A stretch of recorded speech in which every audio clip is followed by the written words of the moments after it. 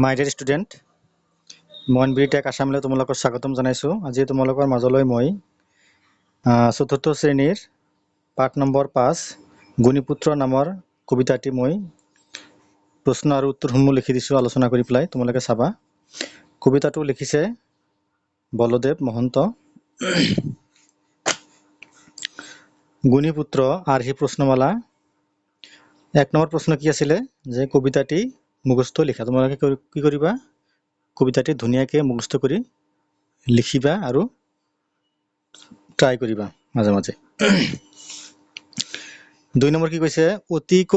অতি চমুকৈ উত্তৰ দিয়া। গুণীপুত্ৰ কবিতাটিৰ কবিজনৰ নাম কি? আমি কি জানো? বোলে গুণীপুত্ৰ কবিতাটিৰ কবিজনৰ নাম কি? বলদেৱ মহন্ত। লিখিবা কি? বলদেৱ মহন্ত। খ নম্বৰ চোৱা, কেনেকুৱা পুত্ৰৰ পৰা কোনো উপকাৰ পোৱা নাযায়। কি লিখিবা? মূৰ্খ পুত্ৰৰ পৰা কোনো উপকাৰ পোৱা নাযায়। তোমালোকে চাই থাকিবা। নেক্সট চোৱা, কিহৰ পৰা কৃষকৰ অপকাৰ হয়? কি লিখিবা?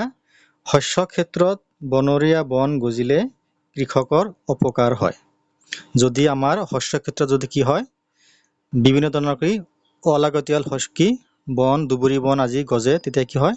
বোলে আমাৰ কি খেতিয়কৰ কি হয়? বোলে ক্ষতি হয় বা কি হয়? অপকাৰ হয়। কেনেকৈ লিখিবা? বোলে শস্য ক্ষেত্ৰত বনৰীয়া বন গজিলে কৃষকৰ অপকাৰ হয়। গ নম্বৰ, কেনেকুৱা পুত্ৰই বংশৰ নাম উজ্জ্বল কৰে? কি লিখিবা? কি? গুণীপুত্ৰই বংশৰ নাম উজ্জ্বল কৰে। 3 নম্বৰ আছে কি আমাৰ বাক্য ৰচনা কৰা। অন্ধকাৰ, শস্য ক্ষেত্ৰ, বনৰীয়া, কমল, প্ৰফুল্ল, বিলয়। মই লিখি দিছোঁ, তোমালোকে ধুনীয়াকৈ লিখি পেলাই নোট কৰি ৰাখিবা। চোৱা, অন্ধকাৰ কি লিখিবা? অমাৱস্যা ৰাতি পৃথিৱীখন সম্পূৰ্ণৰূপে অন্ধকাৰ হৈ পৰে। শস্য ক্ষেত্ৰত খেতিয়কসকলে কঠোৰ পৰিশ্ৰম কৰে। বনৰীয়া, শস্য ক্ষেত্ৰত বনৰীয়া বন গজিলে কৃষকৰ অপকাৰ হয়। কমল মানে কি? কমল মানে এবিধ ফুল। কি ফুল? বোলে পদুম ফুল। কিবা কি?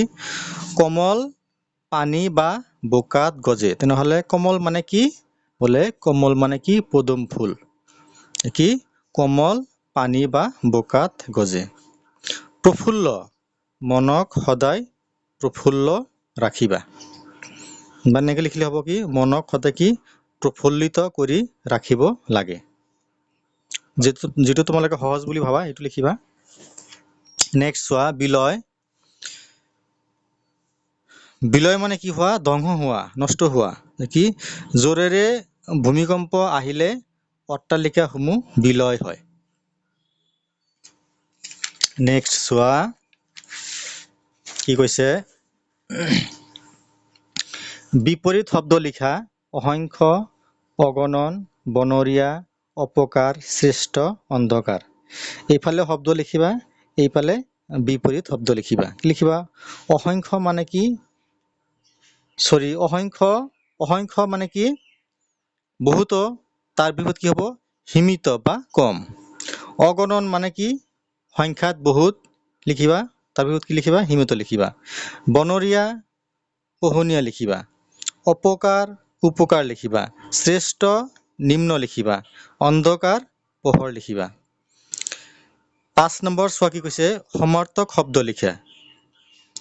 পুত্ৰ, কৃষক, জগত, অগণন, কমল মানে কি? এই সমাৰ্থক শব্দ মানে কি?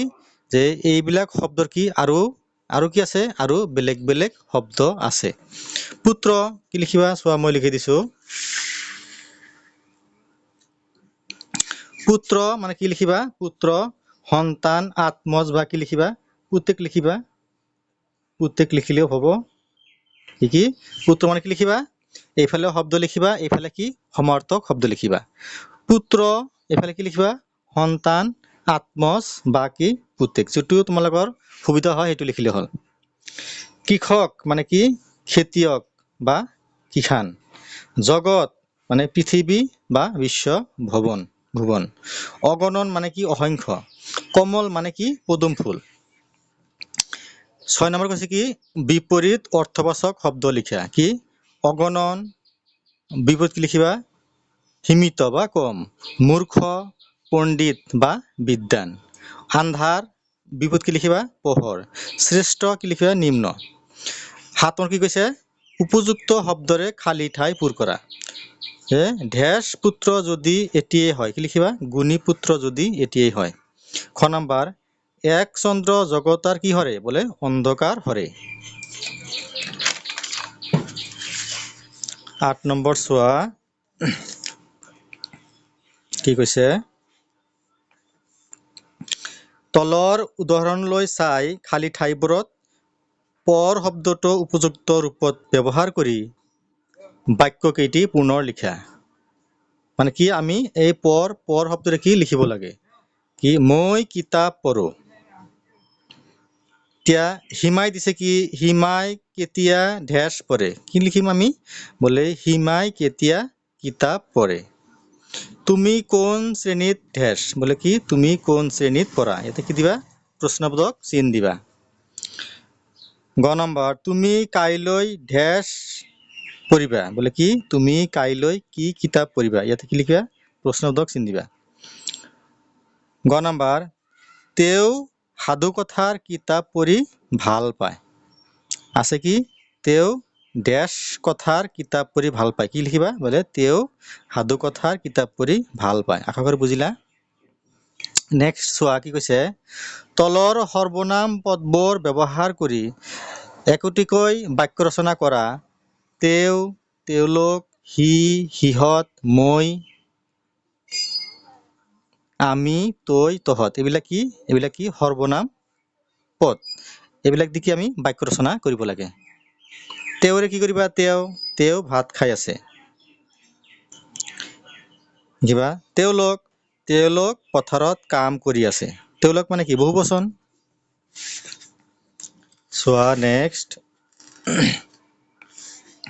সি এজন ভাল ল'ৰা সিহঁত খেলি আছে মই চতুৰ্থ শ্ৰেণীত পঢ়ো আমি একেলগে প্ৰাৰ্থনা দিওঁ তই কলৈ যা এতিয়া কি দিবা প্ৰশ্ন চিন দিবা তহঁত ভাত খালি নে এতিয়া কি দিবা প্ৰশ্নবোধক চিন দিবা নেক্সট চোৱা কি কৈছে তলৰ সৰ্বনাম পদবোৰৰ বহু বচনৰ ৰূপ লিখা কি সি সিহঁত লিখিবা তই তহঁত লিখিবা তুমি তোমালোক লিখিবা তেওঁলোক আপুনি আপোনালোক তাইহঁত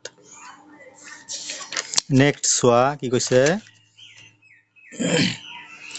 খালী ঠাই পূৰ কৰা যেনে শস্য জন্মি বনৰীয়া বন কৃষকৰ অপকাৰ কৰে অগণন খ নম্বৰ যথা সৰবৰে হবে প্ৰফুল্ল কোমল গুণীপুত্ৰ গণে কৰে বংশক উজ্জ্বল তাৰমানে কি কৈছে এইটো যে যথা সৰবৰে হবে প্ৰফুল্ল কোমল তাৰমানে সৰবৰ মানে কি সৰবৰ মানে নিজৰা বিল যেতিয়া যেনেকুৱা যে বিলত পদুম ফুল ফুলিলে কি হয় সেই তোমাৰ বিলখনত কি হয় বিলখন কি একেবাৰে সৌন্দৰ্যৰে কি পৰে ভৰি পৰে ঠিক ভৰি পৰে বা কি প্ৰফুল্লিত হয় কি আলোকিত হৈ পৰে ঠিক তেনেকুৱা কি গুণীপুত্ৰ গণে কৰে বংশক উজ্জ্বল তেনেকুৱা কি যদি বংশ যদি কি এনেকুৱা এজন কি থাকে গুণীপুত্ৰ থাকে ঠিক আমাক কি কৰে বোলে বংশটো কি কৰে বোলে একেবাৰে উজ্জ্বল বা আলোকিত কৰি তোলে কি নাম কৰি তোলে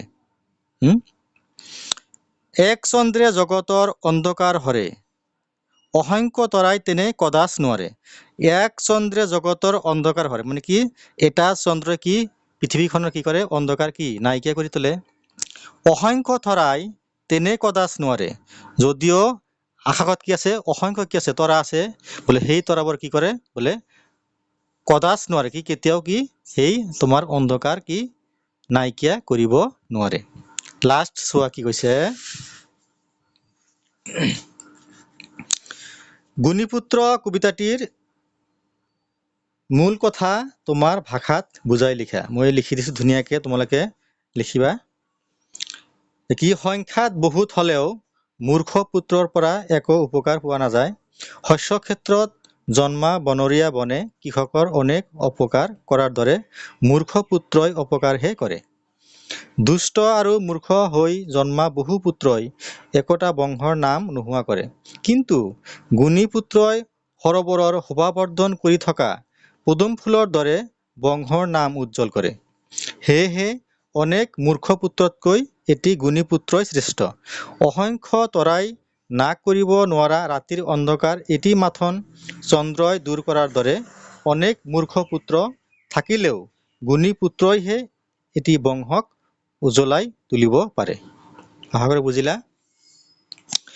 মোৰ চেনেল মইনগুৰি টেক আছাম তোমালোকে ছাবস্ক্ৰাইব কৰিবা, কমেণ্ট কৰিবা, লাইক কৰিবা, শ্বেয়াৰ কৰিবা আৰু নিয়মিতভাৱে চাই থাকিবা। Thank U.